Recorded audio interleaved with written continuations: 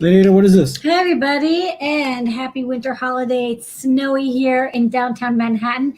That's where we're broadcasting from live. It's me, Lady Ada. With me is Mr. Lady Ada. We got a fun show and tell coming up with people from around the world, staying in, making projects, doing soldering, 3D printing, knitting, hacking, coding, what have you, just having fun indoors. Yep. And staying warm, and then they're going to come by and show off what they're working on. So we're going to kick off with Kevin from Digi-Key, a couple of folks from the Adafruit community, and the other people come on by. We have plenty of room for more folks. Don't forget, every single Wednesday, 7:30, show and tell. We've been doing this for about a decade, and we'll be doing this all through the rest of the year and all into next year too. Gives you something to look forward to. And our little public service announcement that we've been doing. Please continue to stay safe, everybody. Wear a mask, stay distance. Hand washing, stay away from gatherings. We want to see everyone next year, and that's the way to get there. So let's kick it off with Kevin from Thief River Falls, Hello. Minnesota. Our friends and partner, Digi-Key. What's going on? Hey. Hey, how are you guys doing? So you guys have snow? We do. We have a foot of snow, and we're going to go see it right after Ask an Engineer tonight. Cool. We have light snow, as you can see in my weather station up here. Like made out of pixels and light, or is it? Yeah. No, we actually do have light snow right now, and I got my new AdaBox 17. I'm not going to open it right now because you have a great unboxing coming up next week. And I was like, you know what? I haven't played around with the AdaBox 16 enough.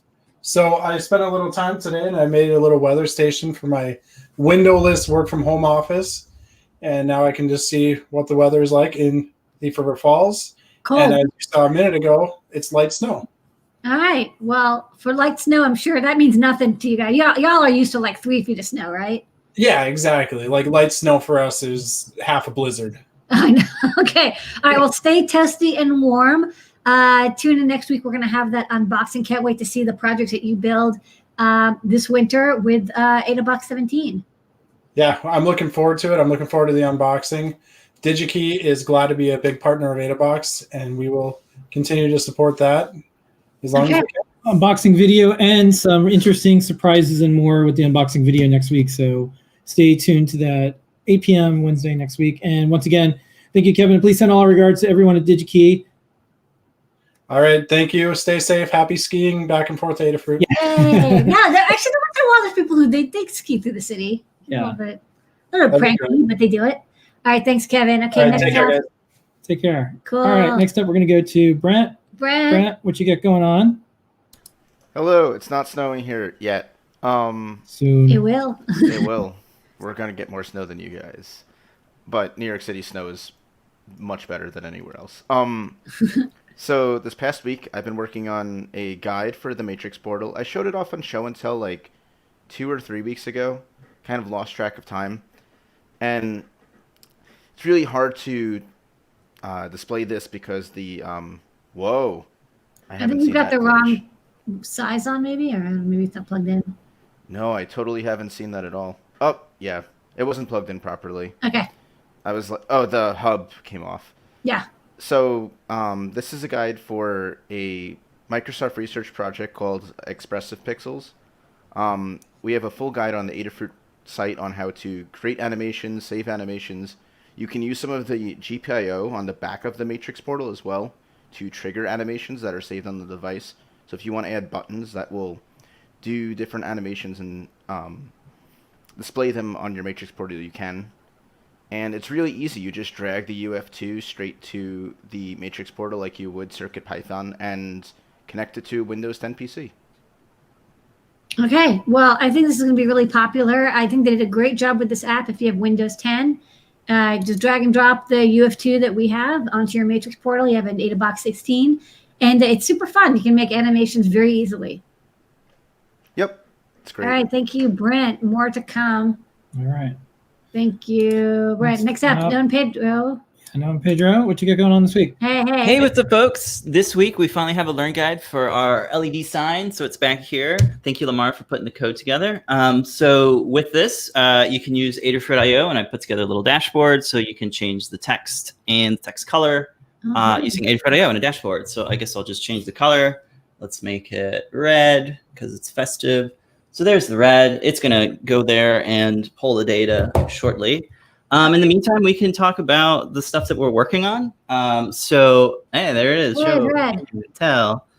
So we just got our laser cut pieces for our dark saber build. These were laser cut by a service called Pinocchio. So they put it together for us, or at least they laser cut it for us. So here is the build, or rather the blade, and it's made out of this acrylic. This is like a 1/4 inch acrylic with the 16th inch acrylic for the black. So we got that going on. Hold that, please, for you, if you will. We also decided to 3D print the thing, of course, because that's what we do.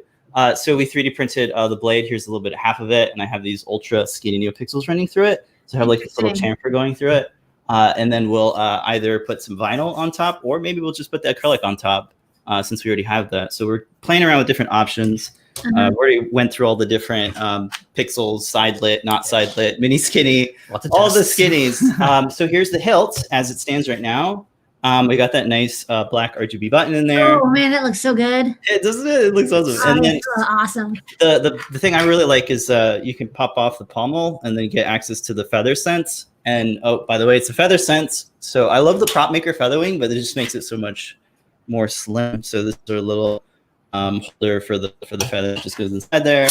What else do I have in there? I have the stemma speaker, and the last thing, if I can pull it out, is the battery, which is in there. Maybe it's a little too tight in there, but there it goes. So we got to wire all the things up, which will be fun. So it looks amazing. Looks so good. Kind of hollow in there. The button kind of covers it up, but that's a work in progress. Yeah, and shout out to everybody who gave us suggestions during 3D Hangouts. They were all like, "Hey, we want a 3D printed version of the blade." So yeah, like, maybe we should do okay, that. let's do that. All right, you got fans, and they have demands. Oh yeah, yes, always. All right, thank you. I think it'll be a very popular build. We'll be showing off your video this week, as well as a speed up, and then congratulations on a full year of 3D Hangouts. This was the last show of the week this week. Yes. Yeah, we'll still be on show and tell, so not the end of us yet.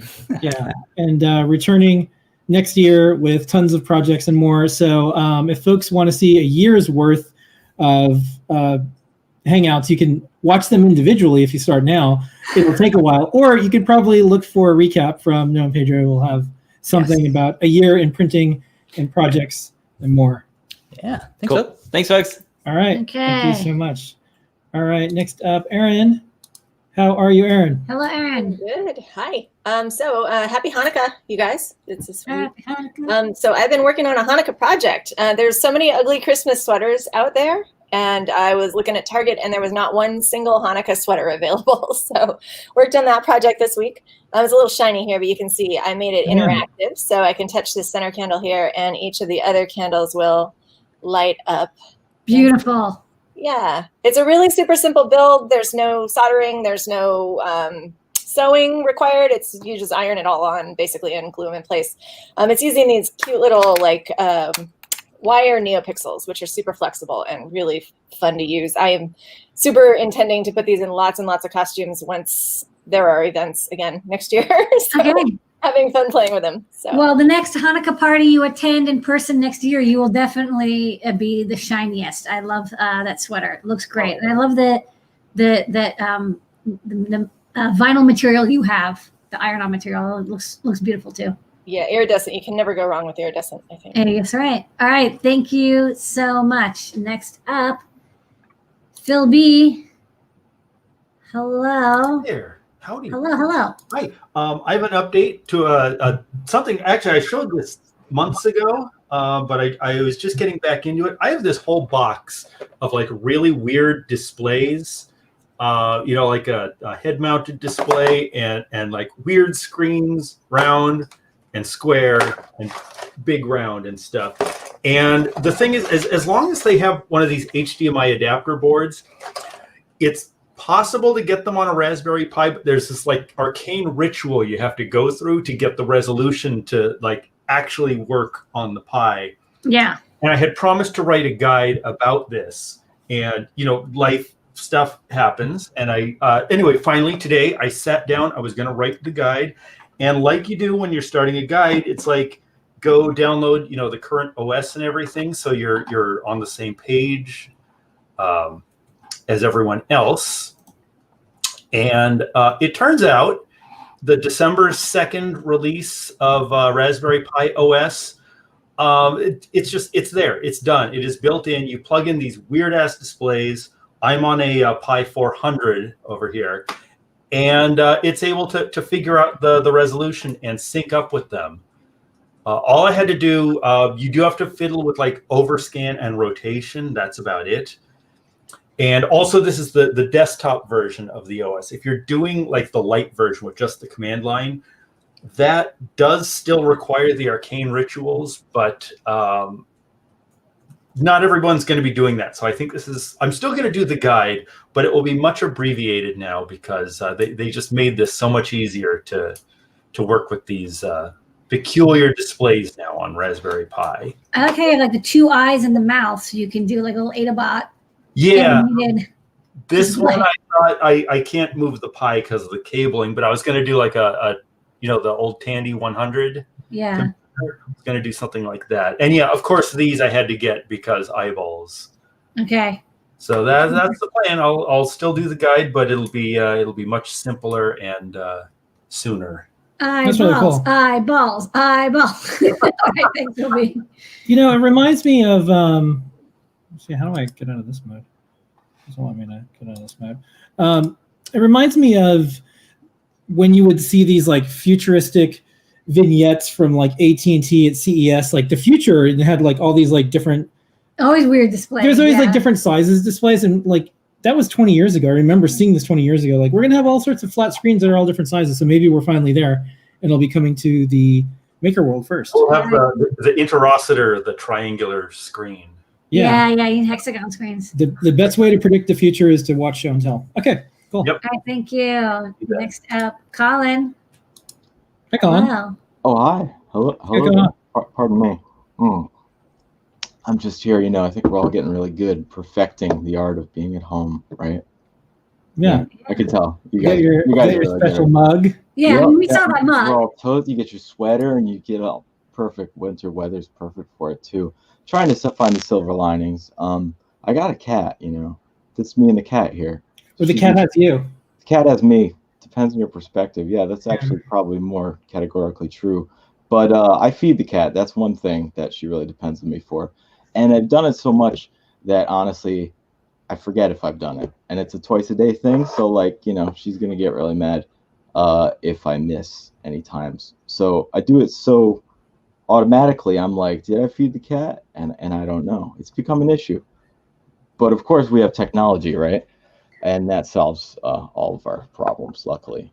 So this here is a clock, which I'm sure you already figured out. It's on the mag tag running, getting the time from the interwebs Adafruit.io server in particular. And then down here, we have a little reference to a time. And if I hit the button, it'll save the current time right there. And of course, we know what it means because we have a fork and knife and a cat icon right before it. That was the last time you fed the cat. I fed the cat. Thank you very much, Philip. Yes, that is the case. So now I have this, and unfortunately, Mitty will not be getting any extra meals. I'm going to keep it all in check, and she's going to, keep her weight in check as well. That's the greatest thing about cats is they can totally trick you into thinking that they've never been fed ever. It's very sincere. Yep, she sits on the table to remind me whenever it's time, and she does it, a few extra times a day, just in case.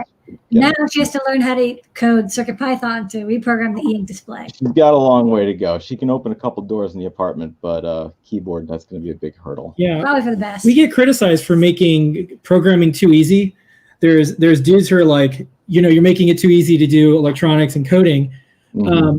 And so I think they're just, they have to add a little piece to their sentence. We're making it too easy for cats. It's way too easy for cats to start coding. It's her best chance yet. I'm going to give her time. I'll leave out a keyboard and the computer's always on. So too easy for cats. Okay. I'll let you know. All right. Thank you so much, Colin. And then everyone else out there, we're going to be doing a Friday release of a compilation of all of our e-ink videos that Colin recently did. So look forward to that. Cool. Yes. Thank you, Colin. And Thank Mitty. you. She's over there. She's asleep. I'll thank her later. All right. I'm looking forward to your cat's pull request for double time. Second breakfast. She'll be vicious once she gets momentum going, I'm sure. I know. Meow Mix sponsors. Okay. Okay. All right. Thanks, Colin. All right. Next up, let's go to Jeff. Jeffler. Hey, Jeff. Hello. Wow. What you got going on? I have a couple of guides that went live in the Learn system this week, and I'm going to tell you about the one that was on Raspberry Pi. So some of you may be familiar with lo-fi radio, and we've put it into a little form factor. You don't have to keep your browser tab open. You can just watch all day, and there's audio coming out. We won't play it because we don't want copyright strikes on this channel. But yeah, it's on the Learn system. Check it out, no soldering. And soon I will be adding this 3D printed case. Yeah, it's a great which really brings project. the whole thing together. It's a great project just to show how to make a standalone Chromium kiosk mode Raspberry Pi, which is a common thing. It's like there's an application or a website that you want to have displayed all the time. A Raspberry Pi can do that quite easily. It's one of the things that a Pi does much better than a microcontroller. So I think this came out really beautifully. And of course, it's really adaptable. If we want to make a SoundCloud player. Yeah, and, I love it too. you know, there could be a place where it just shows, when you press the button, it refreshes. So got controls and volume and all that. So. Yeah, just a website refresher could be cool too. But yeah, this one's great for all day chill, lo-fi beats to study and commit code to. Yeah, it's really changed my life. So. Okay, cool. Are you actually listening to it? What's that? Are you actually listening to it? Not right now, but yeah, it's been on a lot. Okay, cool. Yeah, no, it's totally addictive. Yes. It's like one of those testimonials. I liked it so much, I bought the company. No, I liked it so much, I made another one and added another. I mean, like, project. the problem is there's so much music, right? This is actually the problem. There's so much music now. You actually have to spend all this time making a playlist for the music for your day. Whereas, like, you used to just listen to the radio, and now, like, radios are all ads. So now you have, like, web radio, but then you don't want to have your browser open to play the web radio. So this is something a real problem that basically nobody had before, like, 1985. You didn't listen to the radio. And yeah, Phil, we'll come back to this soon and see if we can do SoundCloud. Yeah, we're gonna we just added a bunch of our music on SoundCloud, so that's one of the next ones we're gonna check out as well. Yeah, I think there's definitely demand for a device that does nothing but play Ion NPI on repeat. That's fine. Back in the day when I was at Make, one of the projects that I was helping someone with is when they made an iPod case out of a Walkman, and Sony didn't like that at all because they got displaced by the Walkman. Oh, yeah. And I used to work with Sony, so I know the even bigger backstory. But that would be kind of cool to put one of those in a Walkman case as well. That would for be those really who remember. Sure, sure. I think somebody who's more creative with 3D printing could definitely come up with a better case than I did. All right. Well, Thanks so much, Jeff. All right, thanks, All Jeff. right, good night. More coming from the All right. developers. Okay. Next up, let's go to Liz. Sorry, my mouse got stuck. Okay, what day is it? What day is it? Yeah. You probably will tell us because there's going to be a device that says what day it is. Actually, this is a little different. So I went to Arduino land, which is not my usual shtick, but I wanted to play with partial refresh because when I saw the mag tag, my first thought was Etch-a-Sketch. So I've got a little demo going. So we got a line going across there, and then I have to work. Yeah, I have to work with the coordinates for the partial refresh, but yeah, it started. Oh, wow. It's that looks really good. Very, thank you. Yeah, I was hoping to get more done before show and tell, but my laptop that I have it all set up on went into Windows updates, so I had to start over. I will say I'm going to redo a little bit of the partial update code, like probably this weekend, because I've learned a lot about how to properly do it. So I might be able to reduce some ghosting as well. One of the projects that we wanted to do was have a hourglass where, you actually see the sand fall, and that would of course use partial refresh. Only like once a minute it would, or every few seconds it would drop some sand. Right. So I've learned a little bit about partial refresh, and I think I can make the library work a little bit better. It's totally a hack, but yeah, we'll see. But it does kind of work. So congratulations on getting it working. Thank you. Yeah, I referenced the guide and everything. Super good documentation, and I was better at Arduino than I thought. for the folks who frequent the learning system, when I saw this project, this is just like a good example. So Liz did a really cool advent calendar, and it was sitting on that little 3D printed stand. And one of the cool things is, so that project isn't going to make much sense after, Christmas. Right. You can easily switch this into Arduino mode, and now you're doing an Etch-a-Sketch. Yes. We use this thing called the UF2 bootloader, and we think eventually everyone's going to probably use this because you can just switch modes. Now you're in Arduino mode, you can do other things. Now in your CircuitPython mode, you can do IoT projects. So it's a good example of having something that lasts. Usually you'd have to get 2 different devices. Right. Now Yeah. you don't. Exactly. Yeah. It was super fun. Cool. All right, thank you, Liz. All right. Thank you so much, Liz. Have a good one. All right. Next up, we're going to go to Timon. Hello, Timon. How's it hi. going? Hello. Welcome. I wanted to show you my latest project, cool. which is focus. This made the rounds everywhere. Okay. It did. It was Yeah. a weekend project that turned into much more now. I call it the P.unusual, and it is a mix-up of trying to merge the 2 worlds of electronics, Arduino style dev boards, and Raspberry Pi Linux world. And it's in an Arduino Uno or Metro form factor. Yeah. And it got all the good things that you have on a normal electronics dev board. It's like silk screen with legends for each pin. Mm-hmm. The pin headers are much more, at least in my opinion, friendly for electronics prototyping than the big 40-pin header of a Pi. Mm-hmm.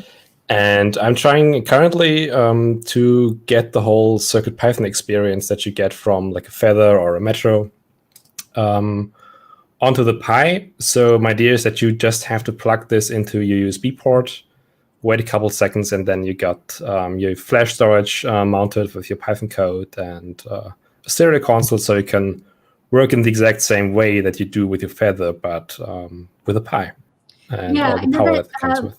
Pinorah did Python. They kind of tried to do that. I saw that, yeah. Using a kernel module. I think that they kind of got it working, but then they were they were trying to hook into the save to disk to make it rerun Python. And I think it's tricky. I came up with a hack that I think will work, but yeah, I looked at the repository, but it seems stale. They haven't done anything in 3 years, I think. So yeah, the way they did it with the something. kernel module, I think, was a little bit too much. I think just a little job that looks in the background for the save date and then maybe just does it for you might work. Yeah, I don't want to touch drivers, so I found a way to not do that, and let's see if that works out. But all right, sounds I'm cool. hopeful. Yeah, and if folks want to look around the web, I think it was on Hackster, Hackaday. We covered it, and if there was ever a time in the future where we could stock something like that, we of course would love to. That is the plan, and that is very the plan. soon. Yeah, that is the plan. So. Cool. It's really neat to see the maker community figure out if this is something they'd want, and then as a designer and developer, okay, cool. Here's a product that's viable that Sure. I did on a weekend, but it turns out, and there's so many shields and there's so much support, and we converted all of our Arduino stuff to CircuitPython. So basically, anyone who has the hardware, even from years ago, can pop it on, and now you have all the ease of use, but all the hardware is already kind of taken care of, and all the and it scales up to Linux, which I find amazing. This wouldn't work with Arduino. All the CircuitPython libraries just also on Linux. It's I think quite powerful. Lamar's doing a talk at LinuxCon. LinuxCon in Australia about Blinka, and it's Raspberry Pi and CircuitPython libraries all working together. I just didn't want to support 2 branches of every driver anymore. I was so tired of it. I was like, please. I can very much relate to that. Yeah. We had 3 versions of every chip driver, and it was just such a nightmare. If somebody would find a bug in one, and I'd be like, oh my god, I have to go back to each one of them and make sure it wasn't there too. It is neat to take a chunk of code and be able to put it on Linux, powerful, everything, and then something like a $5 microcontroller. Yeah. That's neat. Literally cutting and pasting. It's weird. It's whoa, it was supposed to be like that, and having things show up as a USB drive. It's very intuitive, and it's hard to go back once you do that. But anyways, this is really cool, and we're looking forward to stocking it and seeing what else comes out. I can't wait to see this gadget hacking you're doing. I'm looking forward to want to try it out. It sounds really cool. I'll shut up soon. And let Scott know, because I think Scott was 10 was also interested in low. Yeah, I'm talking to Scott. Yeah, okay, definitely. cool. All right. Okay. Trouble's brewing. Thanks for coming by, and happy holidays, and come back as you make more progress. All right. Yeah, for sure. Thank you. Good luck. All right, take care. All right, cool. All right, Last next but not up. least. Hey, Mark, how you doing? I'm good. You? Good. Hey. So I have finished all the soldering that I was showing off last Yay! week. Good timing. Good. Look at that. Looks great. So just in time to put up. It's all in CircuitPython. So now there's 300 LEDs going, and I'm slowly trying to put in different animations. This looks wonderful. So the Christmas tree is the starter, and then it should. I would just watch this if it was a TV channel. This is so chill. Wow. It does have a little bit of that old school, the TV. It's like an animated light bright. Yeah, it's like a little light bright. Somebody else just told me it looked like Light Bright today. Yeah. Okay. And then, just like the Rios brothers had, scrolling text. Yeah. And then the final one is I followed one of your guides with Philby's old icicle lights, and it was all in Arduino, and I was able to convert it to CircuitPython. Whoa. And I wasn't even sure if it would run it, if it would be fast enough, but it worked perfectly, and I could just, I have been staring at this all day, just watching it. No, it's totally mesmerizing. Yeah, so it finally worked out. Next step is just to mount this in the window so everybody can see. I think it'll be beautiful. It's interesting how our brains can see that and know what it is with just a minimal amount of information. Like that, well, that's a tree, okay, that's a tree. But the icicles and even the snow, this is as low res as it gets. But you can tell clearly what it is. Yeah, and it's only 15 pixels wide, and I'm editing it in Microsoft Paint just because it's there, and you're like, how is this even going to look? And then you put it up there, and it's like, wow. Your brain is like, it fits it all together. Actually, maybe low res things is like a filter for reality because we're getting too much bandwidth in, and we just want a minimal amount. Like, okay, just give me the minimal amount, and I can figure out it's a tree. You actually don't need an 8K display to look at a tree because it's just like too many pixels pouring into your head. Yeah, and the best part is on the display, I've got the backing of it. There's some extra space. So next is to see if I can get a couple LED matrices to make a 64 by 64 smaller box below to put some more stuff up and just see what else I can do with it. Cool. Yeah. All right. Well, thank you so much, Mark. Happy holidays. Happy holidays. I'm gonna start saying healthy holidays. Healthy holidays. I think that's going to be the theme for this year. So healthy holidays, and keep coming back and showing these projects. And thanks for posting this up and letting folks know on Twitter too. I saw this earlier in the week, and I'm like, oh, I bet this is going to be on Show and Tell. Yeah. Yeah, it was great. Not that I need virtual snow because I've got enough of it outside. We got some today, Kevin. I'm just a few hours north of Thief River Falls, so. Yeah. Wow, there's someplace north of there? It's north and then it loops around. Oh, it goes to south again. Okay, well, making sure. Yeah. All right. The northern Thief River Falls. All right, yeah. you're closer to Santa. All right, well, happy holidays. Thank you so much, Mark. Thanks a lot. Mark. Thanks, everybody. See you soon. We'll see everybody next week, 7:30 p.m. Eastern Standard Time. That's Show and Tell. We're going to be doing this all throughout the rest of the year and all next year. Yeah. And we'll next year. To stay on theme, healthy holidays. Please continue to take good care of your friends, your neighbors. And sometimes that might just mean staying away from each other just for a little bit longer. You take care of yourselves, You too. can do it. We'll see everybody next week. And if you have time off coming up soon, build yourself a low-res something, and just chill out for a little bit. Chill. It's snowy out. Everybody make something. Everyone can share something. All right, coming up in 1 minute. We'll see you next week. And Ask an Engineer starts in about a minute. Bye, everybody.